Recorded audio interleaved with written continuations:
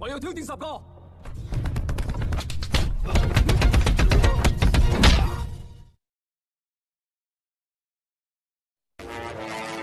Hit 'em up!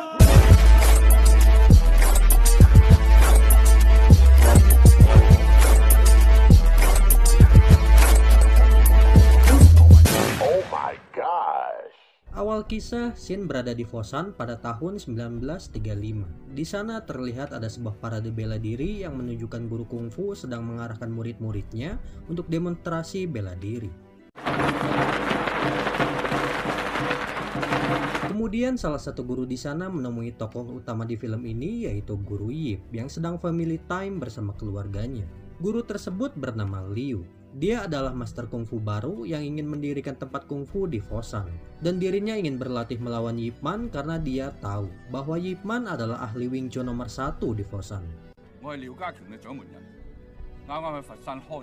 Namun di sana, Yip Man menolaknya secara halus karena dirinya sedang sibuk family time bersama keluarganya. Namun si Guru Liu tetap kekeh ingin bertarung dengan Yip Man. Hingga pada akhirnya Guru Yip pun meng-ACC permintaan Guru Liu tersebut. Dan dirinya mengajak Guru Liu untuk bertarung bersama di sana.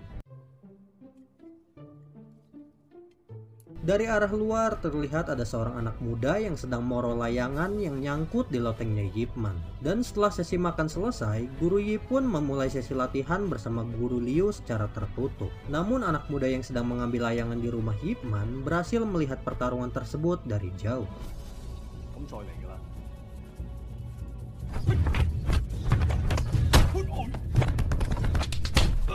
Di dalam pertarungan tersebut, Guru Yip sama sekali tidak terpukul, bro. Hingga pada akhirnya Guru Yip pun berhasil mengalahkan Guru Liu dengan aksi Wing Chun-nya.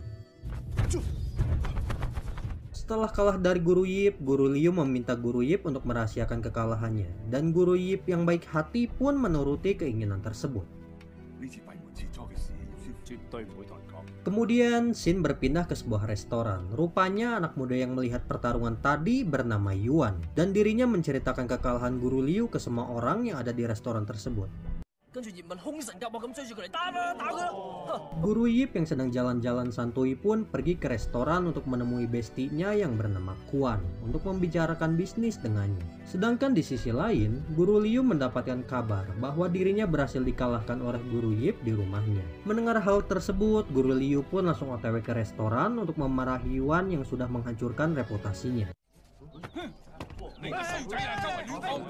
Melihat adiknya yang sedang ditalapung oleh Guru Liu, Lin yang merupakan kakaknya si Yuan pun memisahkan kekacauan tersebut. Dan Yuan langsung mendatangi Guru Yip di lantai atas untuk meminta penjelasan dari Guru Yip tentang fakta yang sebenarnya.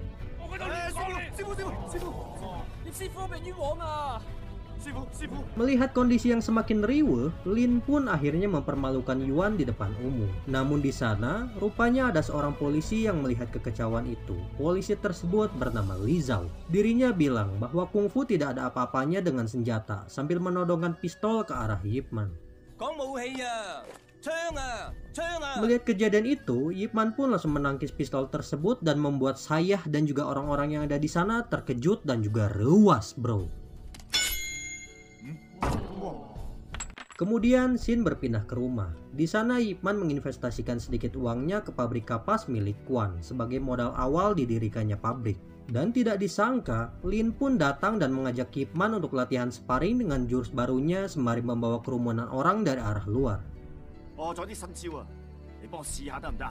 Di dalam sesi sparring tersebut, dengan easy Yip Man pun berhasil mengalahkan Lin. Dan di saat anak Yip Man memperlihatkan gambar buatannya, Yip Man pun memintanya untuk menjauh karena bisa kegaplok cenah guys.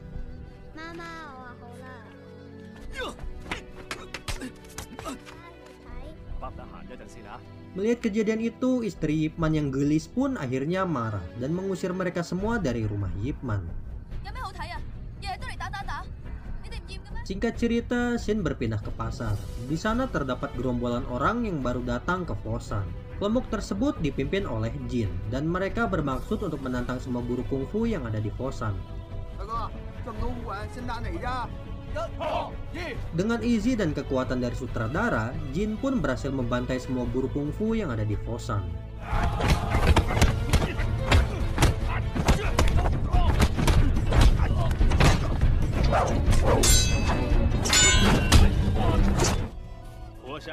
能打的都没有。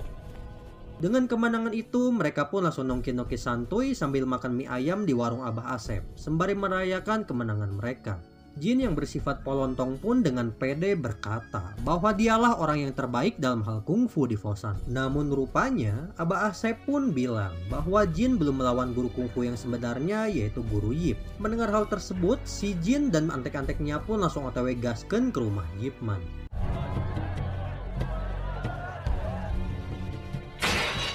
Tibanya di sana, Jin yang polontong pun langsung menantang Yip Man dan menghinanya bahwa Yip Man merupakan suami yang takut istri, cenah guys. Mendengar hal tersebut, istri Yip Man pun langsung mengizinkan Yip Man untuk sparring melawan Jin agar kerumunan bisa bubar dan kehormatan semua orang pun bisa kembali. Dan ya guys, sesi sparring pun berlangsung. Wing Chun, Yip Man.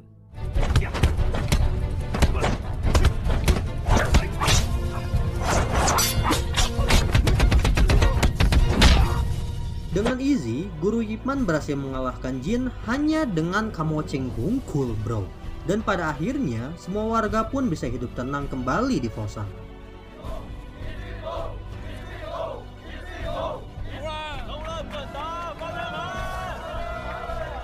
Namun, kedamaian tersebut berubah ketika Jepang dan negara api menyerang bro. Pada tahun 1937, Jepang berhasil menjajah Cina. Semua orang menjadi miskin termasuk Yip Man, yang dimana rumah mewahnya harus disita oleh Jepang untuk dijadikan markas.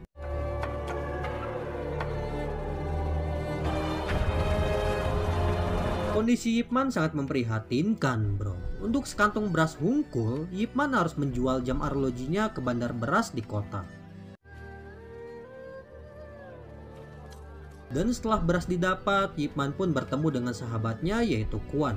Quan mengajak Yip Man ke pabrik kapas miliknya untuk menawarkan jabatan di pabriknya. Mengingat di awal film, Yip Man juga sudah membantu Quan untuk mendirikan pabrik tersebut.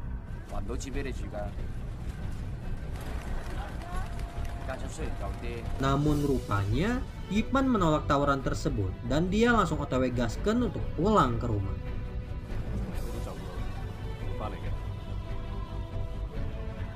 Singkat cerita, hari demi hari pun berlalu. Dikala sudah tidak ada barang lagi untuk digadekeun, Guru Yip pun memutuskan untuk melamar gawe menjadi buruh serabutan di pabrik batubara Jepang.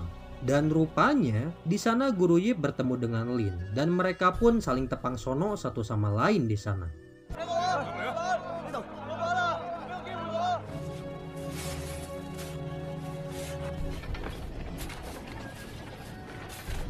Di situ Lin bilang kepada Guru Yip bahwa adiknya yang bernama Yuan sudah lama kabur dari rumah semenjak Lin mempermalukan adiknya di muka umum. Dan di saat mereka sedang ngobrol-ngobrol santuy, rupanya Lin kehilangan kaleng rahasia miliknya yang jatuh di tempat kerja.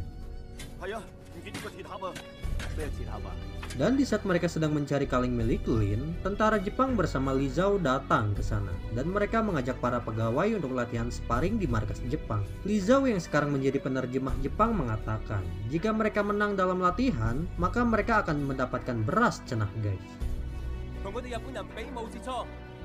Mendengar hal itu, Lin dan beberapa pegawai pun menerima tantangan tersebut dan mereka dibawa ke markas Jepang. Setibanya di sana, terlihat Guru Liu yang berhasil mengalahkan musuh dan dirinya berhasil membawa beras hasil kemenangannya. Setelah itu, Jenderal Jepang yang bernama Miura ingin sparring melawan 3 orang petarung dari Foshan sekaligus. Dan dia akan memberikan beras kepada petarung itu walaupun mereka kalah. Kemudian Li Zhao memilih 3 orang Foshan termasuk Lin yang ikut bertarung melawan Miura. Namun sayang bro, acan ge acan, ketiga orang itu pun langsung dibantai oleh Miura.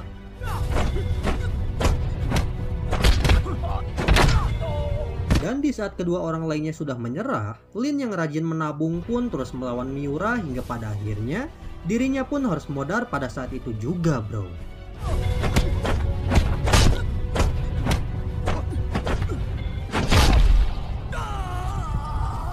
Singkat cerita, esok pagi pun tiba. Yip Man yang sedang bekerja menemukan kaleng Lin yang hilang. Dan tak lama kemudian, Li Zhao bersama Jenderal Sato datang lagi ke pabrik untuk mengajak para pegawai latihan tanding di markas Jepang. Guru Yip yang tidak melihat Lin di tempat kerja pun akhirnya bertanya kepada Li Zhao, Namun Li Zhao tidak memberitahunya karena kita semua tahu bahwa Lin sudah modar di kaplok Jepang. Pada akhirnya Guru Yi pun ikut dengan Li Zhao untuk bertarung di markas Jepang agar dirinya bisa bertemu dengan Lin. Setibanya di markas Jepang, Guru Yip melihat Guru Liu yang sedang bertarung melawan 3 orang. Terlihat Guru Liu digaplok bebeakan oleh musuh hingga pada akhirnya dia pun menyerah. Namun di saat Guru Liu sedang mengambil beras dan berniat untuk pulang, dirinya langsung dikill oleh Jenderal Sato yang menembaknya. Melihat hal tersebut, Guru Yip pun ngamuk bro. Dan dirinya menyuruh Li Zhao untuk membuka pintu agar dirinya bisa masuk. Li Zhao melarang Guru Yip untuk bertarung. Namun karena Guru Yip yang sudah ngamuk, dirinya pun tetap ingin masuk. Dan dirinya langsung menantang 10 musuh untuk sparring dengannya. Mendengar hal tersebut, semua orang yang ada di sana termasuk saya pun rewas bro. Dan pada akhirnya Jenderal Miura pun mengabulkan keinginan Ip Man tersebut. Dan ya guys, pergelutan epik pun berlangsung.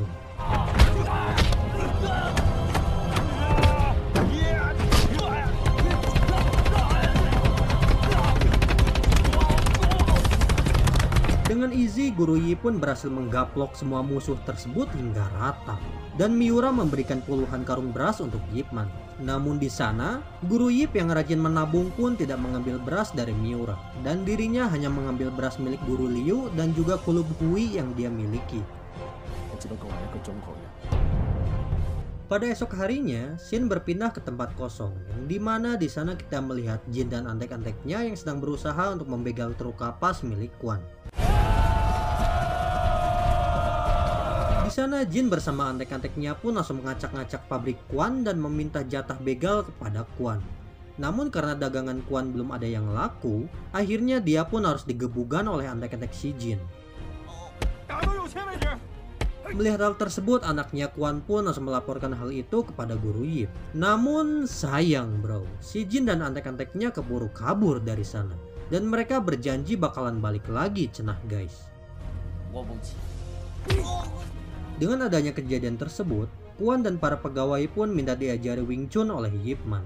Dan pada akhirnya Ip Man pun mengajari mereka sedikit ilmu Wing Chun secara berjamaah.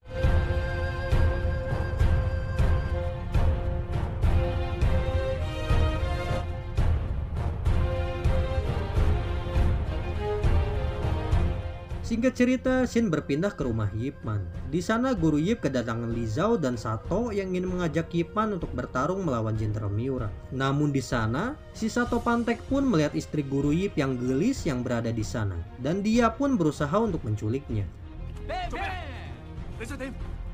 Melihat hal itu, tentu saja Guru Yip pun langsung menggaplok Sato dan antek-anteknya hingga 3 leprak tak berdaya. Dan Li Zhao akhirnya mengajak Guru Yip ke rumah saudaranya karena kondisi yang sudah tidak aman. Pada keesokan harinya, Jin dan antek-anteknya pun datang lagi ke pabrik kapas. Namun kali ini, mereka mendapatkan perlawanan dari para pegawai dan juga Guru Yip yang berhasil menggaplok mereka semua hingga rata.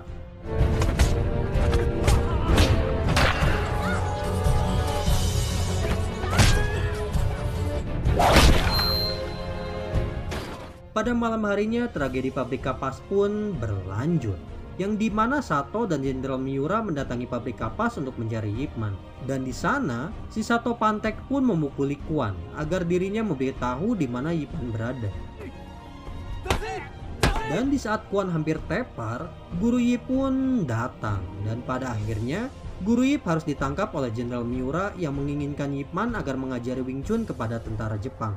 Namun secara mengerewaskan bro, Guru Yip malah menantangnya untuk sparring 1 lawan 1 secara resmi di hadapan masyarakat Hosan. Setibanya di penjara, Jenderal Miura mendatangi sel Ip Man untuk memberinya makan. Di situ Miura berniat untuk menjatuhkan mental Ip Man dan meledeknya bahwa kungfu Jepang lebih baik daripada kungfu Cina.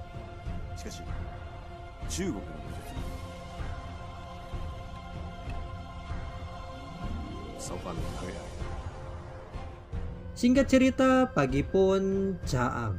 Akhirnya sesi pergelutan antara Guru Yip dan Jenderal Miura pun berlangsung guys.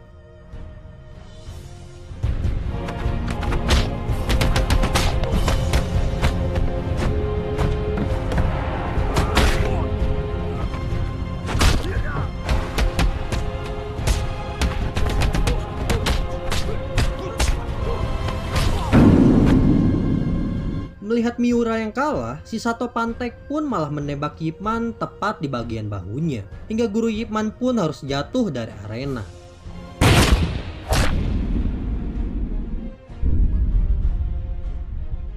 Li Zhao yang berada di sana pun akhirnya berhasil ngekill si Sato Pantek hingga modar. Dan para warga pun langsung mendatangi Ip Man. Dan beruntungnya, Quan bersama istri Ip Man pun ada di sana. Sehingga Ip Man pun berhasil dibawa ke rumah sakit Harapan Bunda untuk dirawat.